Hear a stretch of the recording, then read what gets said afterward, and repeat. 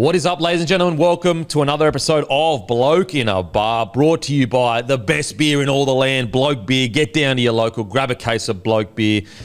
She was going down well. Even when I got home after the grand final and my tears were rolling down my face as I cried into the depths of my despair, Guru, the beer still tasted good. So it passed a grand final loss test. It passed a grand final loss test. Matter of fact, it passed the greatest comeback in history loss test. That's a pretty bloody good beer to me. Yeah, it always lives up, doesn't it? Absolutely. So grab a case of Bloke beer from your local celebrations, IGA Plus Liquor, Liquor Legends, Bottle-O, Porter's Liquor, you name it, independent liquor stores in Queensland, New South Wales. If they don't stock it, just ask politely, hey, could you get some Bloke beer in? And they'll be able to bring some in. Guru, how you been, brother? Been good, mate. Probably unlike you. I think I've watched that grand final 6 times this week. Oh, my God, I can't watch it, eh? I cannot watch it. Do you reckon you'll ever watch it again? Yeah, I think so. But it's just too raw at the moment. It's too raw. Timmy? I imagine so. Yeah, unlike you this week, Kempy, the Canberra Raiders actually got a premiership, the Kuru knockout title. Jack White. I think he's still on the Raiders books for another couple of days. Before he's a Wow. You're really reaching there. Getting desperate down in Canberra. Getting desperate, mate. Well, we'll take what we can get. I don't know if you saw it, the Kuru knockout final, but they had, every man his dog was playing in it. They had this is the final alone. There was Jackie White was in it. Isaiah Tass was in it. Tass, Jesse Ramian, mate, it was stacked with NRL players. The standard was incredible. It reminds you how many great Indigenous players we have in the NRL, especially for how small of a population they make up of the country. I think it's 2.5%, 3%, and yet they dominate the NRL. So yeah, shout out to the boys that won the Kuru knockout. Yeah, absolute shout out. Now it's time for the season review. That's right, we have arrived to the epic encounter. They're actually. They're almost calling it an epic ballad, our season reviews these days. From Snowy River stuff. Paul Kelly's going to cover it. Yeah. Paul Kelly is going to cover the season review. So, first of all, what we're going to do is this. The shackles are off to the off season. Let's have a bit of fun. Okay, so what we're going to do is this. We're going to do our team of the year, our official team of the year. But there's going to be 2 team of the years. Season team of the year, so just the season.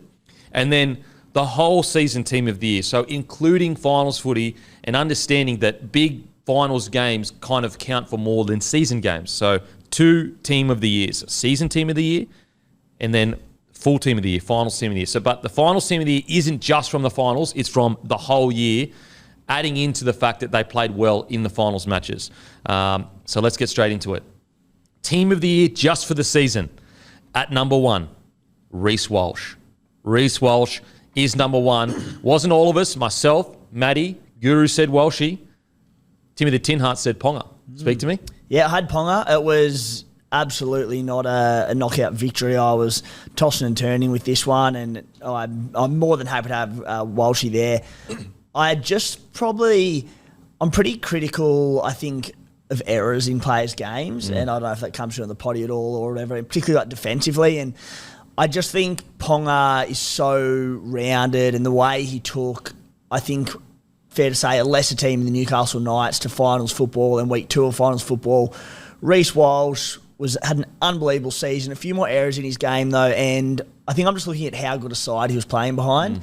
That being said, mate, Reece Walsh did it over a far longer period this season with Ponga's first half of the season, impacted by playing 5'8" at the start, concussion. So happy to have gone either way. See, if Ponga had have played like that all season long at fullback, I probably would have given him the nod for exactly what you just said, the errors in Reece Walsh's game. Now, he does have those errors sometimes because he's trying incredible plays.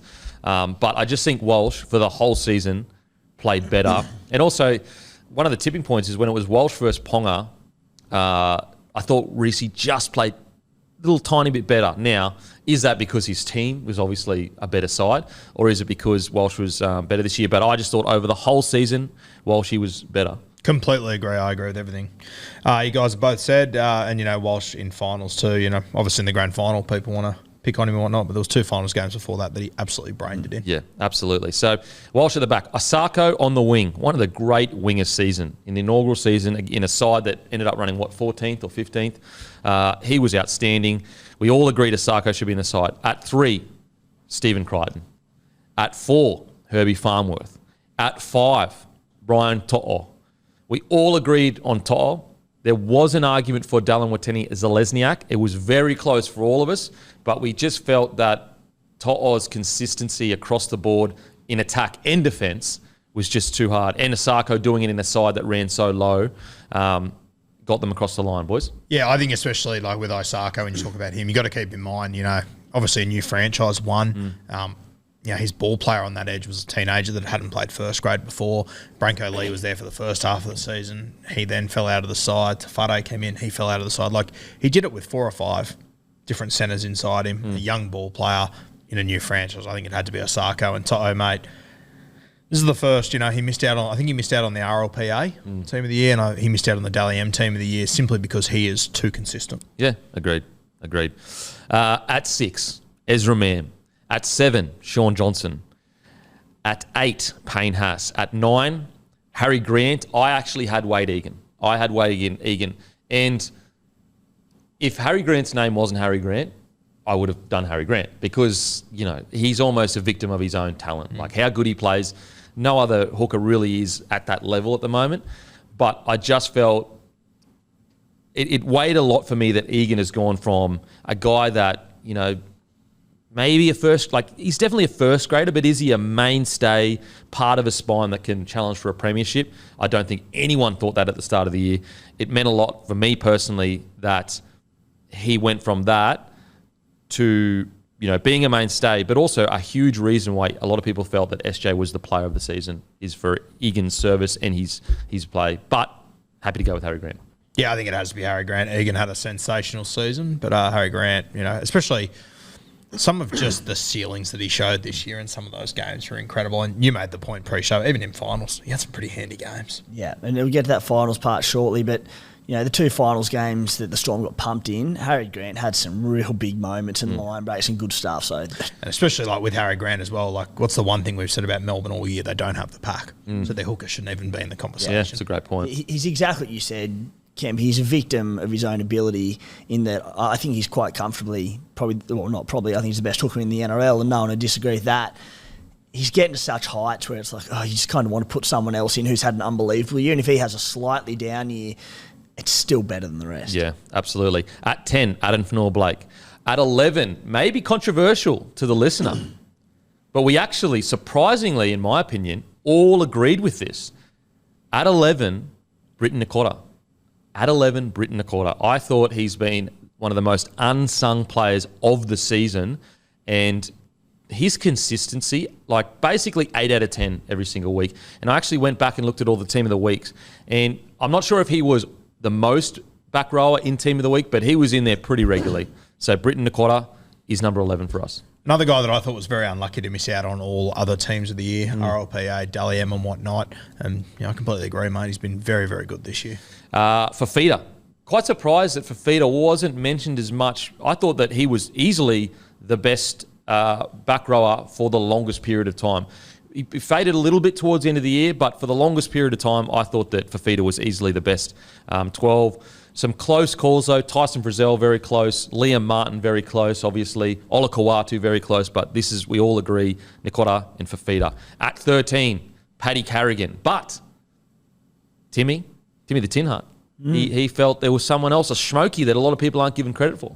Yeah, the big boy, Tino Fa'asuamaleaui.